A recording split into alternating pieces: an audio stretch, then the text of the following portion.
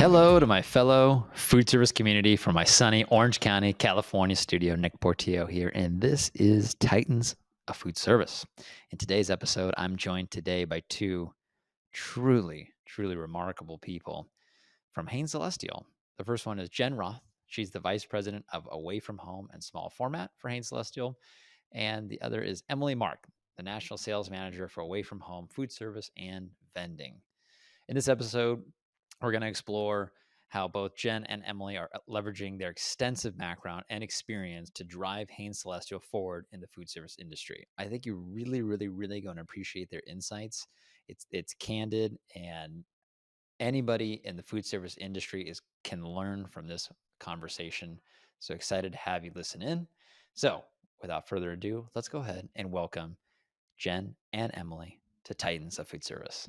Are you going to the NRA? Yes. We are.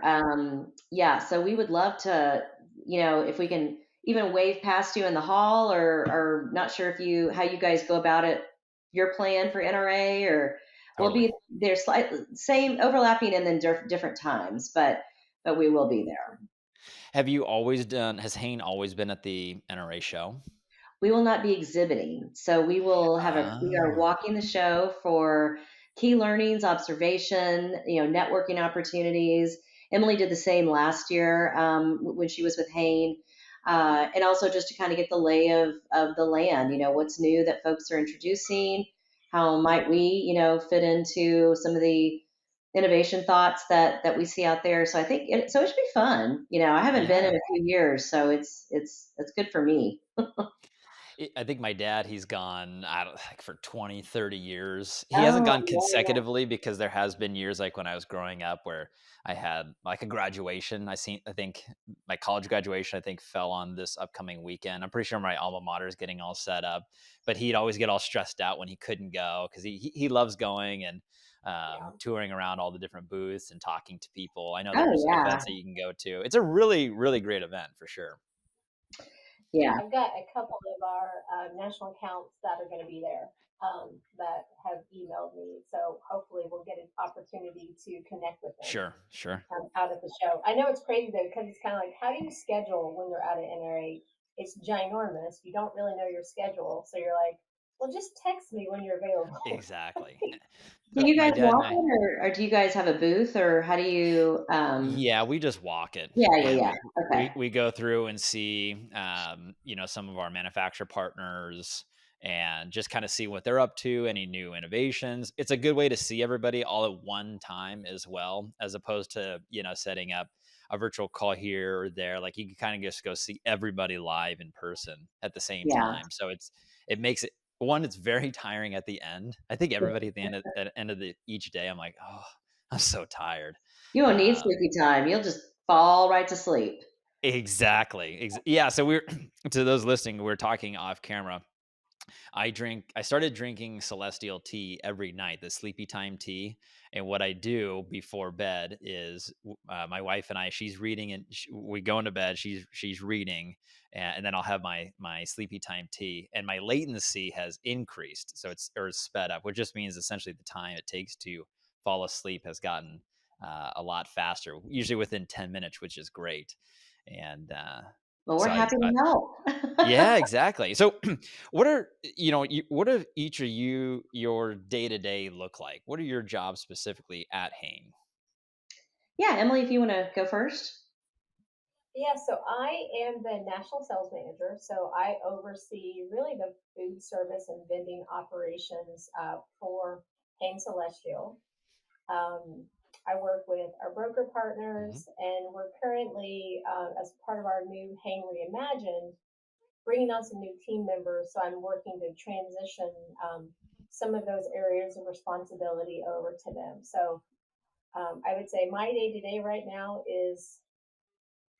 varies significantly. You can go from one thing to the next every 20 minutes of the day. And I think that's just part of, really starting a new division. So it's very diverse and unique, and I am never bored. I would love to be bored just one day. And I work with Emily, leading the Away from Home segments in small format, which is food service, vending, convenience, value, and drug, and special markets. So several different ones. But as Emily mentioned, we, as a part of Hain Reimagined, which is an overall global transformation plan. AFH is a big part of that. So food service and convenience are really being stood up much more intentionally. Just as a lot of retail focused companies have sort of understood there's an opportunity for both certainly sales but also brand building in channels that aren't just a grocery store. So that's really why some of the intention was focused on food service, convenience, some in vending, and I'd say special markets too. All those immediate consumption occasions Hmm. where we've played, but not intentionally and not as strongly as we know we can. Yeah, that makes sense. Emily, can we go back to something that you said as part of your Hain Reimagined, like bringing on new team members and finding people? How do you both find good people? I feel like in the food service industry, there's some companies that do it really well, and then there's some companies that are like, this is an area of improvement. I'm curious how you do it. Well, we do work with our HR partner to try to secure really good candidates for the position. I will say one of the things that's unique about when we're looking for candidates, at least an attribute that I look for, um, when you're developing a new channel, it's really looking for people that are hungry Mm, and that have this tenacity to never quit and to not give up and really have a really strong resilience because there's going to be days where it gets tough and it gets challenging and you sometimes feel like you got to pull your hair out, but at the end of the day going into that you're going to be experiencing those things, and so it really does take the right applicant um, for those types of roles to know ahead of time you're going to face obstacles. sure. How good are you at navigating through those obstacles and pulling yourself up when you do get stressed out or you need to take a break? And I think that that's the one really great thing, especially working with Jen, is she's really good at identifying when we start to hit a wall. And so just saying, Emily, it's time to pause and let's regroup. Let's take a break from this, walk away, and regroup. And I think as long as when you're looking for candidates, knowing ahead of time some of those key things that you absolutely need that are critical, that may be different than a more established company. Mm, Because a lot of these things don't currently exist, and so we're having to create a lot of them. sure. Yeah, That we've makes had sense. we've been really fortunate too in our network. So Food Service Women's Alliance, we've found candidates through that amazing group, which I proudly sit on the board of with Julie Swift and team, and then also just our other folks. So some of those candidates had someone in their network. And so we've had a little bit of everything from maybe somebody we knew or a friend of a friend or a network of a network. And also just sort of doing searches through LinkedIn. So sometimes people aren't really sure what the value of LinkedIn is on one day or another, but there is value in making sure your profile is well represented, on that platform. I have found it to be very true. Yeah, And I I think one agree. thing I'd add to that too is that much to how Emily said, we've been around for a long time, but we've not been really starting up this division, and so it's sort of a startup under a legacy brand halo. And so having folks that had experience both in larger CPG for some of those disciplines and practices and experiences, but also from startups or much smaller companies. So they also bring in a different spirit and experience to the role has really been sort of a magic formula that we didn't know we intentionally set out to, and that's exactly what ended up happening. So it's been good.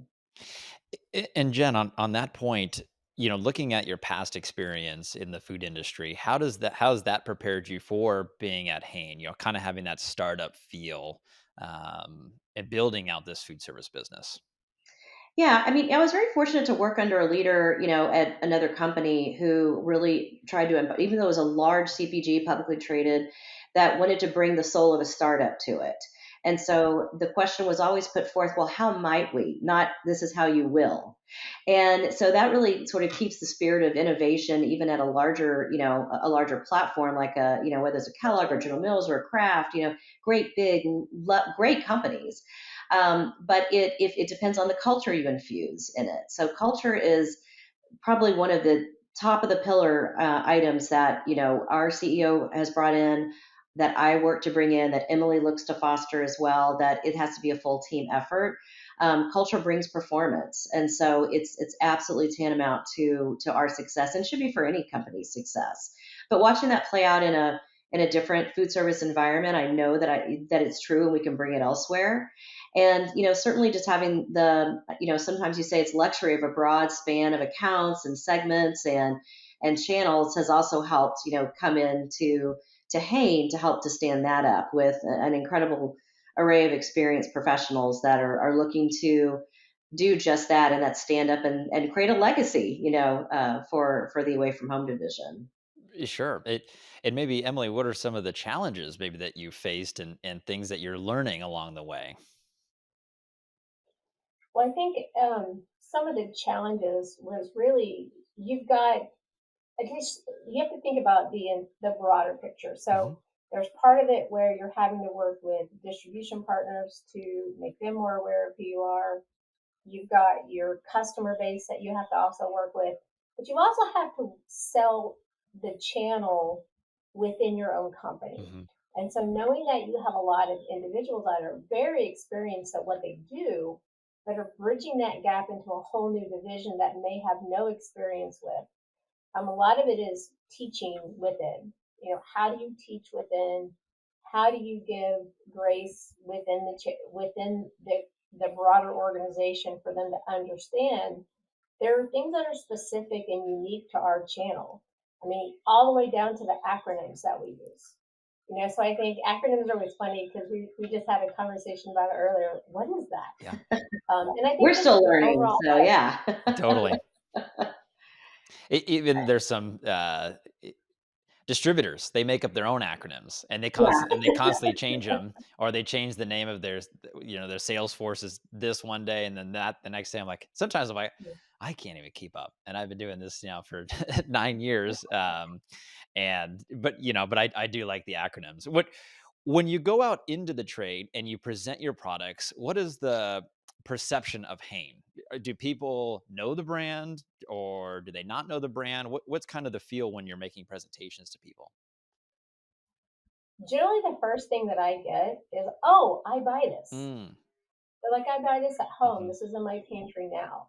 And so I'd say that the overall reception to the brands is there's a very strong brand following and brand loyalty, which is fantastic. I mean, really all of our snack brands, and quite honestly, most of our brands are number one within their respective category on the retail side of the Hmm. business.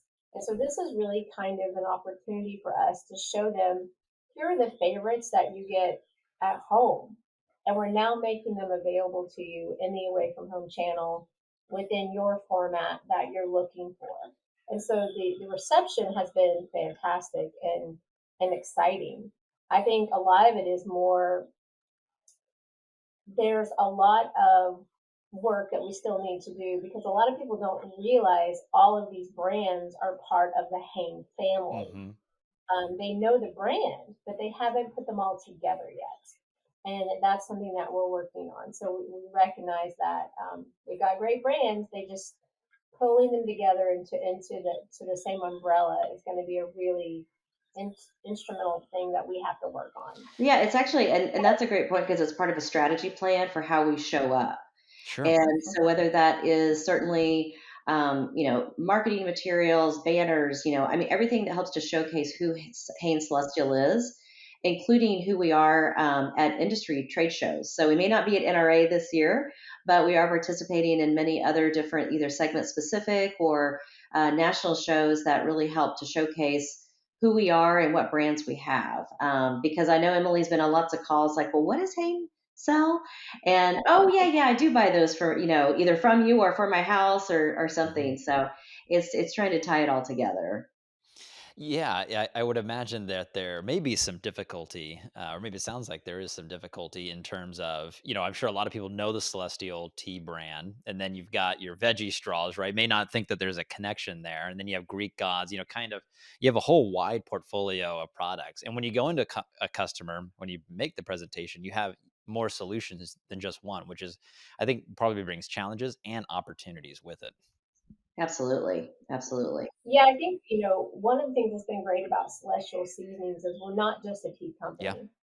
And since all of our brands travel together on the same truck out of the same DCs, that's been a very attractive quality that a lot of distribution partners like, because it gives them the ability to kind of order multiple um, better for you items from one primary, manufacturer that all will ship together on the same truck. Hmm.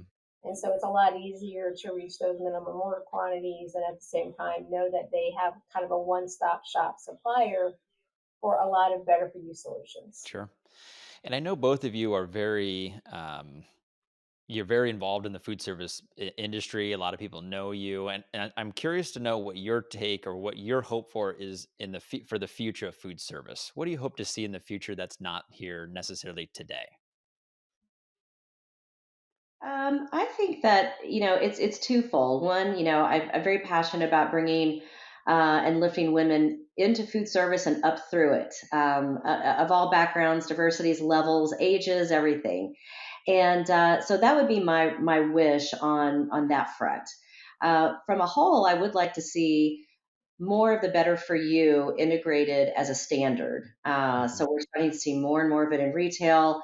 Even convenience is broaching it. That consumer is a little bit different, but absolutely in food service to get a bigger landscape for it. It exists. People buy these at home. Sometimes it's just not always available. So as we communicated throughout all the different touch points, from buying groups to contract managers to distribution and on down.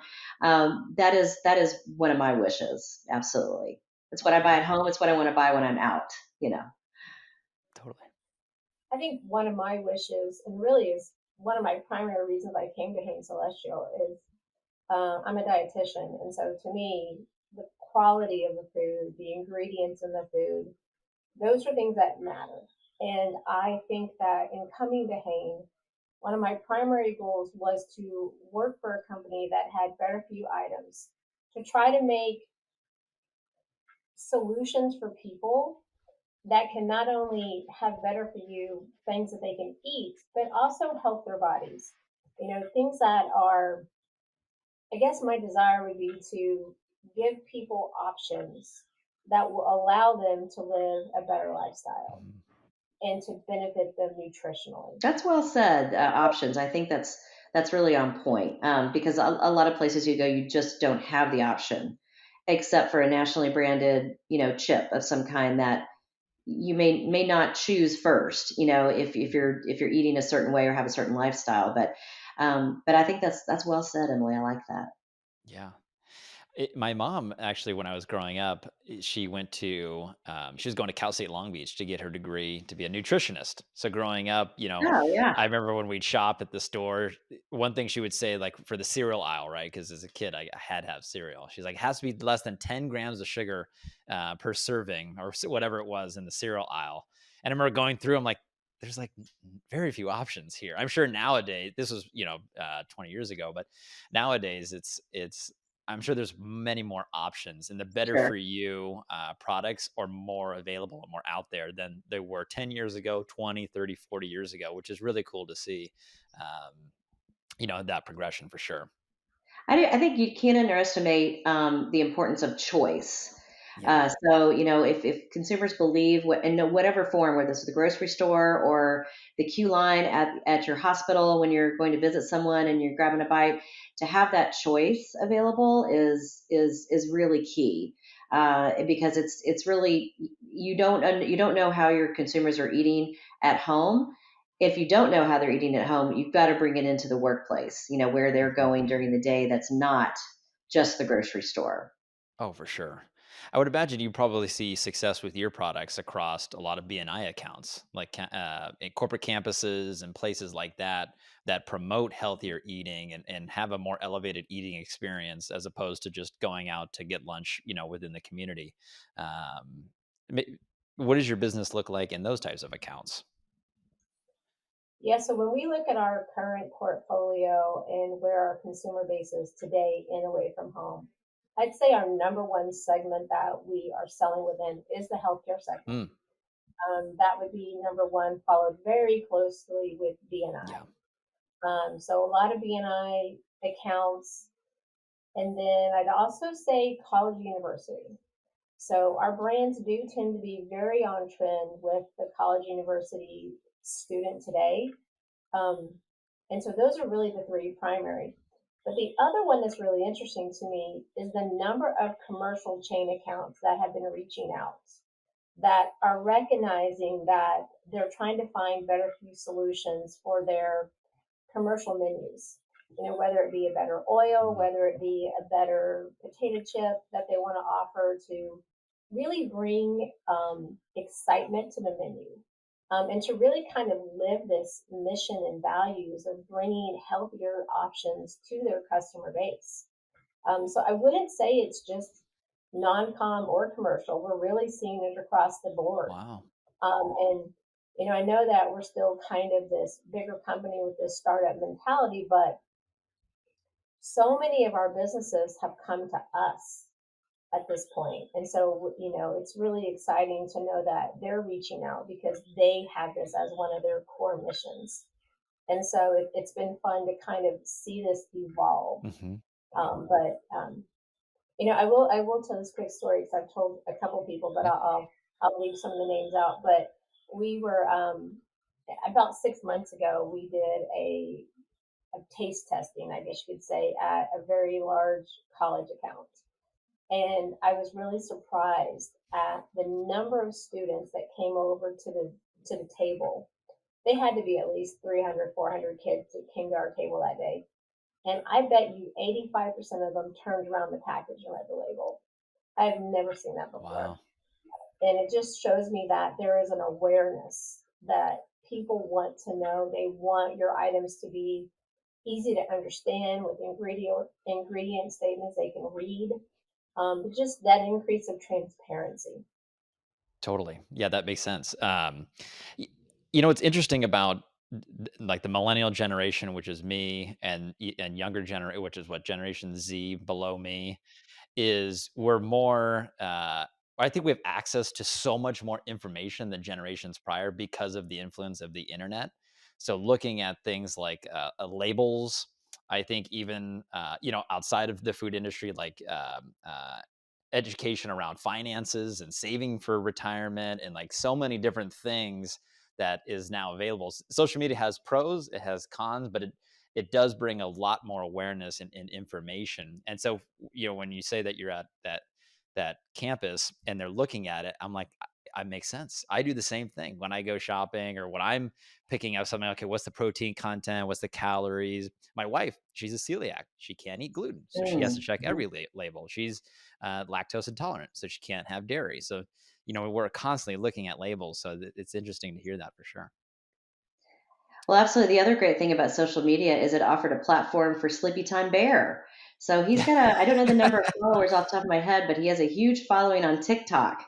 So again, college kids love that too. It's pretty amazing that, for a tea that's been around for 50 plus years, actually has a following of teenagers and young people that absolutely adore him. I sound like my mother now saying that out loud, but yeah, no, absolutely. He's been quite the star, and you'll start to see him at some of the industry shows. Emily's had him in a I love couple it. of places. We've got a couple of other surprise gigs for him coming up. So we're gonna absolutely give the people what they want. Oh my gosh, I'm Well, looking forward and to he that. gives very good bear hugs. Does Yes, it he's gives a great hugger. That's funny. So funny, the bear, your logo is so well known out there. Maybe a little in your experience, maybe some advice to other brands out there. There's in the food business, there's so many entrepreneurial minded people, that startup brands. They have this great idea and they want to go out there and showcase it to the world. What would be some advice based on your experience of how to build a brand within food service? That's a good question. I mean, you get some companies have the luxury of building off of what they've already established in retail. So, and then Sure. it's such a big majority of it. And so, I mean, my 2 cents on it is to really hone in on the items that will draw. So, Sleepy Time Bear figured out that he's as a lovable, identifiable character that brings sort of a warmth and coziness to his persona, and the company has leveraged that very nicely. So I think the crossover into food service also has to be, excuse me, very intentional, very intentional, because if you're in it by accident, which can happen, because people just want the brands, or it's just more of a an afterthought, you're never going to get the traction. So I think understanding the landscape, understanding what you're headed into, and how it all works is critical to doing that.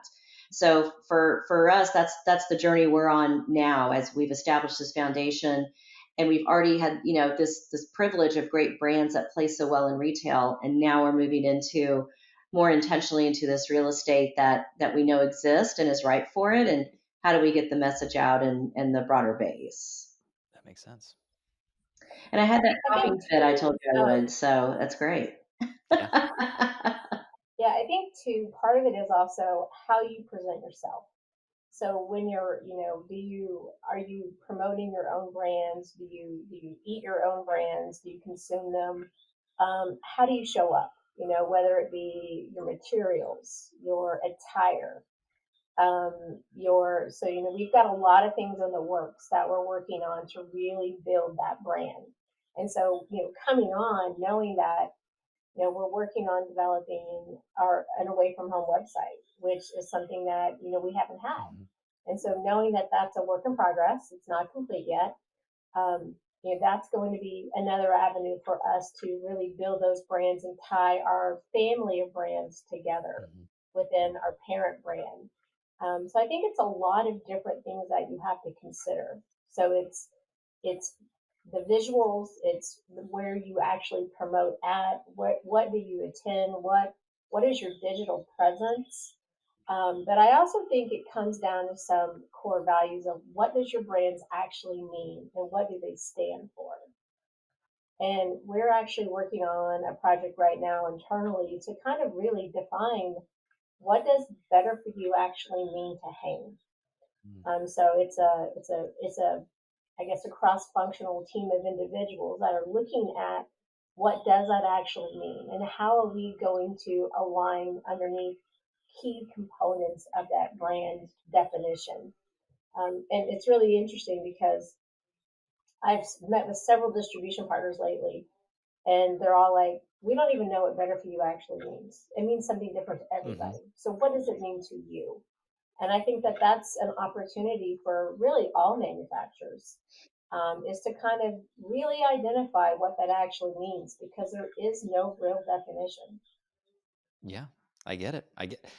Defining what better for you. Yeah, because across the board, it might be different. For my wife, it may be something that's gluten free. For me, it may be something that's higher in protein. So I think that makes sense to kind of define what it is.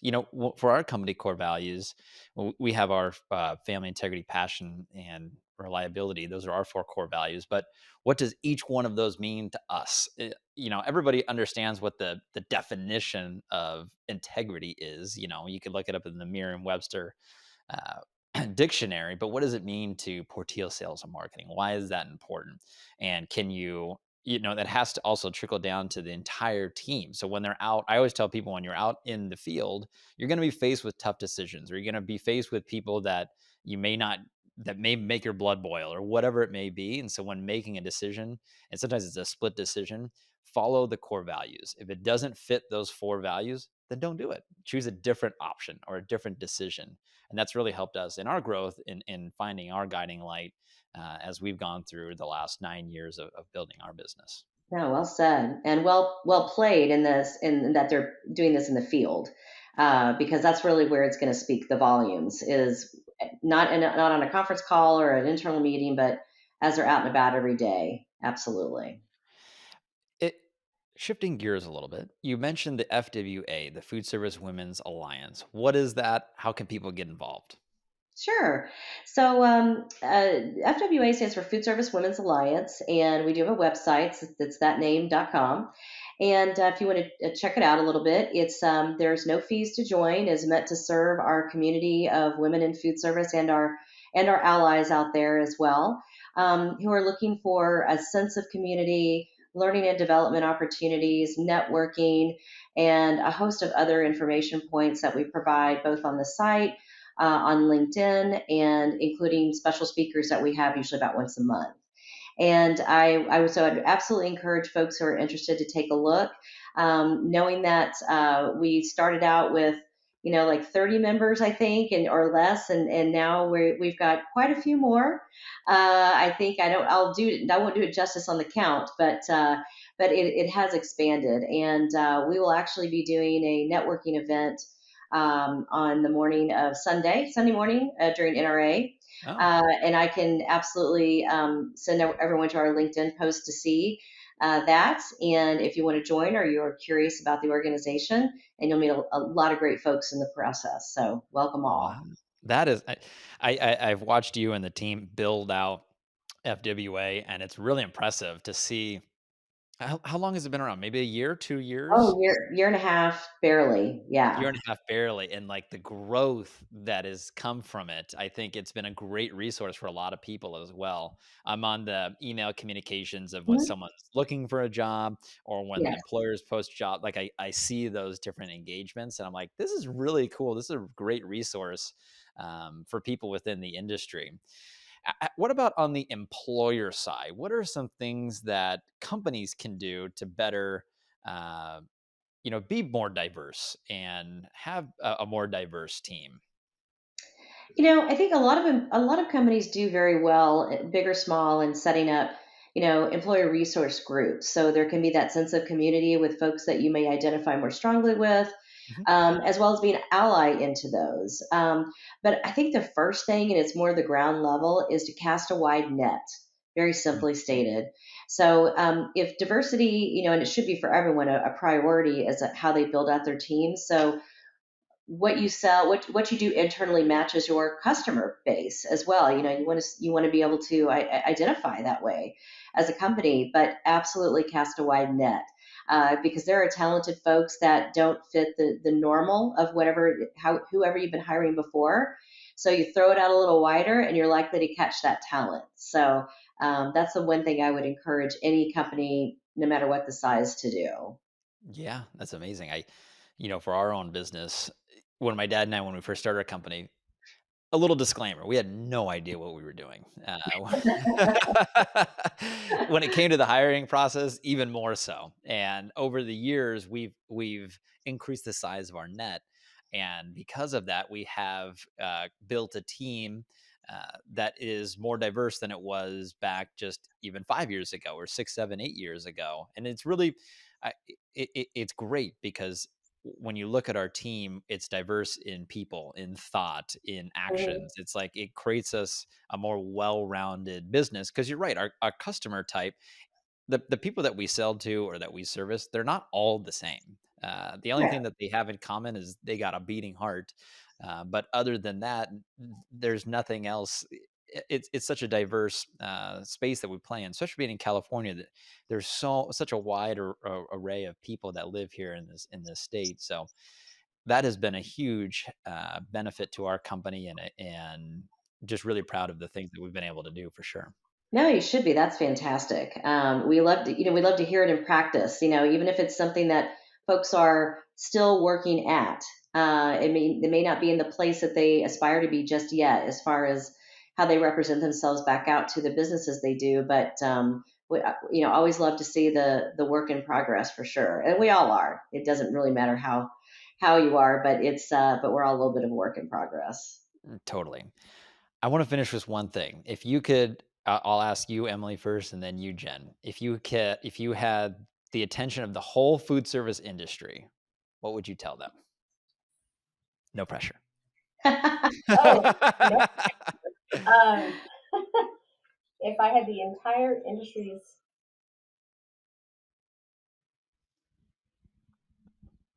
hmm, I would say after all the years of being in the food service business at different levels, whether it be an operator, whether it be industry, and even at the government level, um, the industry is big, but it's not that big. And so it's important to really key in on your relationships and relationship building because I find that it helps you no matter if it's personal, professional, no matter what company you go to. We all seem to be a big part of one big family. And I find that very exciting about this particular industry. So I would just say support your coworker, your boss, your friend, because you never know when they're going to be in a different role and it switches on you. And so it's always good to kind of be connected. I love that. Yeah, Jen? well said. I think I might just put out something similar that I said a second ago, but to a manufacturing community, and that is cast a wide net in what you're looking at from your manufacturers. Because if you are not as in tune with your consumer base as you should be, you've got to be. And throwing that net out a little wider will help you be able to service them. So if it's not a mainstream item, as of the old days, it doesn't mean it's not going to be a new mainstream item tomorrow, as consumer preferences are constantly changing across all of our channels and landscapes, for sure. That's right. Well, I just want to say thank you both for taking the time, coming on the podcast, sharing your stories. Really appreciate it. And I'm looking forward to seeing you at the NRA show You and got just it. out in the industry as well. And thank you for all that you do too to advance our industry. It does not go unnoticed. And so thank you so much.